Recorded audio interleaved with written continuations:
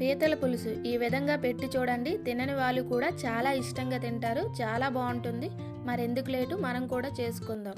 ముందుగా దీనికోసం కేజీ పీతల్ని తీసుకొని బాగా శుభ్రం చేసుకోండి. ఇప్పుడు కట్ చేసుకున్న 3 ఉల్లిపాయలు, పచ్చిమిర్చి, నానబెట్టుకున్న చింతపండు, టమాటా పేస్ట్ దీనికోసం తీసుకోండి. ఒక ప్యాన్ లో బిర్యానీ దినుసులు వేసుకొని దాంట్లో 1 స్పూన్ జీలకర్ర వేసుకొని బాగా ఫ్రై చేసుకోండి.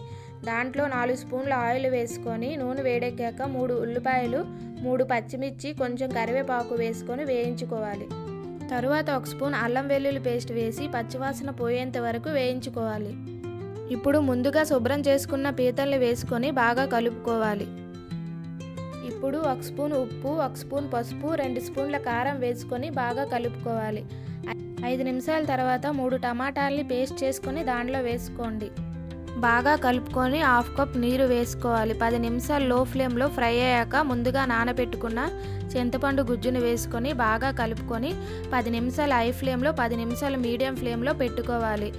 చివర్లో కొంచెం బెల్లం వేసుకొని తగినంత ధనియా పొడి, గరం మసాలా వేసుకొని బాగా కలుపుకోవాలి. 5 నిమిషాల తర్వాత కొత్తిమీరని వేసి బాగా కలుపుకొని 2 నిమిషాలు హై ఫ్లేమ్లో పెట్టి తీసుకోండి.